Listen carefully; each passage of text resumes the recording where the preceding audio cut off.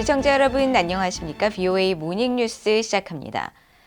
북한의 최근 대륙간 탄도미사일 ICBM 발사 문제를 논의한 유엔 안보리 회의가 별다른 성과를 내지 못한 직후 한국 정부는 북한 인민군 총정치국장을 비롯한 개인과 기관을 독자 제재 명단에 추가로 올렸습니다. 백악관의 존 커비 국가안보회의 전략소통조정관은 미국과 동맹, 파트너들을 보호하기 위해 필요한 군사 능력을 강조했습니다. 조상진 기자가 보도합니다. 한국 외교부는 14일 북한의 장거리 탄도미사일 발사에 대응하는 차원에서 핵미사일 개발과 자금 조달에 관여한 북한의 개인 4명과 기관 3개를 독자 제재 대상으로 지정했다고 밝혔습니다. 추가 제재 대상은 북한의 핵미사일 프로그램 개발에 관여한 북한 인민군의 정경택 총정치국장과 박광호 전 노동당 선전선동부장입니다. 또 조선 백호무역회사 민주콩고지사 소속의 박화송과 황길수를 지정했습니다. 이들은 조형물 건립이나 북한 건설 노동자 송출 등 유엔 안보리가 금지한 북한 정권의 외화벌이 수익 창출 활동에 관여했습니다.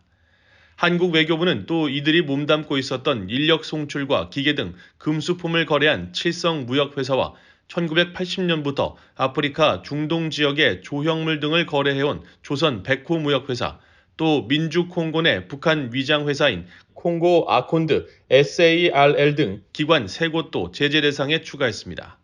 한국 외교부는 북한의 도발에 반드시 대가가 따를 것이라는 점을 분명히 밝혀왔다며 한국 정부는 앞으로도 북한이 긴장 조성 행위를 중단하고 비핵화 대화에 나오도록 미국, 일본을 비롯한 국제사회와 긴밀한 공조를 지속 강화해 나갈 것이라고 강조했습니다.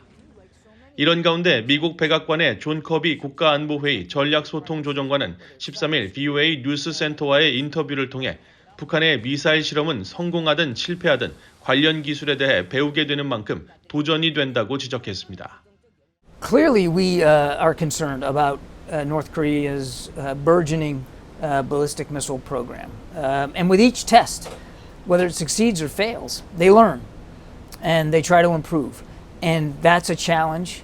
That's a growing threat to the peninsula, but also to our allies and our partners throughout the region. 그러면서 미국 정부는 한국, 일본과의 협력을 통해 필요한 군사 능력을 갖출 것임을 분명히 하고 있다고 강조했습니다.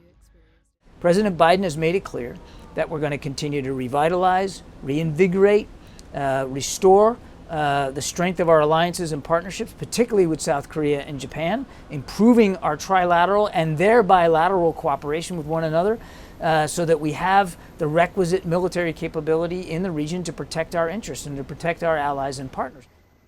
또한 북한에 대한 정보 수집 능력을 향상시키기 위해 한반도 안팎에 추가 자원을 투입했으며 이 같은 조치는 누구도 충돌로 번지는 것을 원치 않을 것이라고 밝혔습니다.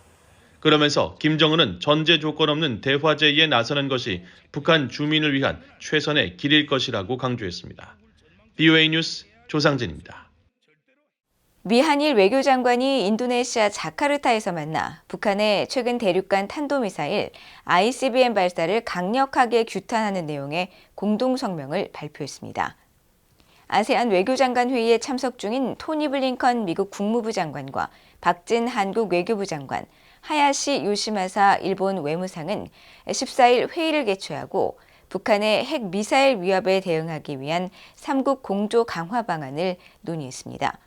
3국 외교장관들은 이후 공동성명을 통해 북한의 탄도미사일 발사를 강력하게 규탄하면서 이번 발사는 다수의 유엔 안보리 결의에 대한 명백하고 노골적인 위반이고 한반도와 국제평화와 안정에 대한 중대한 위협을 야기한다고 밝혔습니다.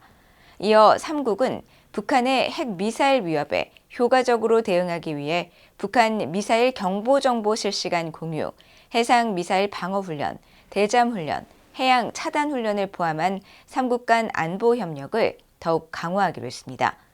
또 미국의 한국과 일본에 대한 방위 공약은 철통 같으며 핵을 포함한 모든 범주의 방어 역량으로 뒷받침되고 있다는 점을 재확인했으며 안보리 대북제재 결의들의 완전한 이행을 위해 국제사회와 협력하고 북핵 자금원인 해외 노동자 및 악성 사이버 활동 등을 통한 불법적인 수입 창출을 차단하기 위해 계속 공조하기로 했습니다. 미국과 한국의 국방부가 대량살상무기 대응위원회를 개최하고 북한의 핵과 대량살상무기 WMD 위협 정보를 공유하고 공동 대응의 실행력 강화 방안을 논의했습니다. 한국 국방부는 워싱턴 DC에서 지난 이틀 동안 미국 국방부와 관련 회의를 통해 전시 북핵과 대량살상무기 제거 작전과 관련 정보 공유의 수준과 범위를 확대하고 북핵과 대량살상무기 사용에 의한 피해 최소화, 동맹 보호, 전쟁 수행 기능 유지 등을 위한 협력을 강화하기로 했다고 14일 밝혔습니다.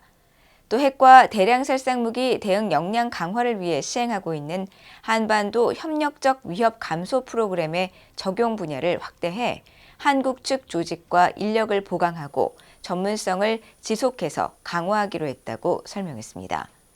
이어 북핵 위협에 대한 연합 방위태세와 작전 능력 강화를 위해 실시하는 2023년 화생방 대응 연습이 성공적으로 시행됐음을 높이 평가했으며 내년 연습 시 정부기관의 참여 확대를 추진하기로 했다고 밝혔습니다.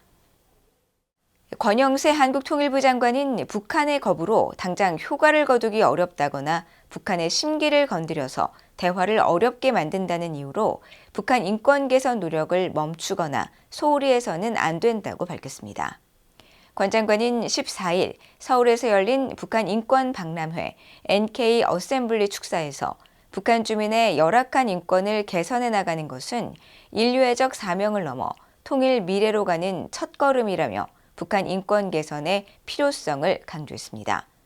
이어 북한 인권의 현실을 정확하게 파악하고 구체적 실상을 널리 알리는 데 역량을 집중할 필요가 있다며 북한 당국이 우리와 국제사회의 목소리를 외면하지 못하도록 끊임없이 촉구하고 압박해야 한다고 지적했습니다.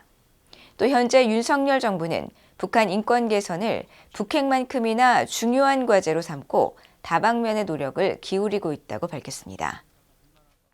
한반도 중남부 지역의 집중호우로 산사태 등 피해가 이어진 가운데 북한이 폭우로 인해 댐 방류를 하는 경우 사전에 미리 통보해달라는 한국 정부 요청에 반응을 하지 않고 있습니다.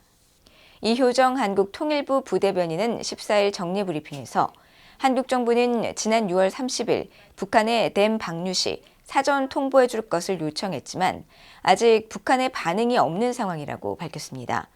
이 부대변인은 그러면서 북한의 일방적인 통신선 차단에 따라 언론 매체를 통하거나 다른 판문점 연락 채널 등을 통해 우발 상황을 안정적으로 관리해 나가겠다고 밝혔습니다.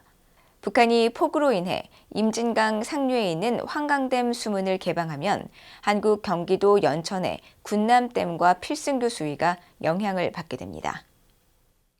이상으로 BOA 모닝 뉴스를 모두 마칩니다. 시청해주신 여러분 고맙습니다.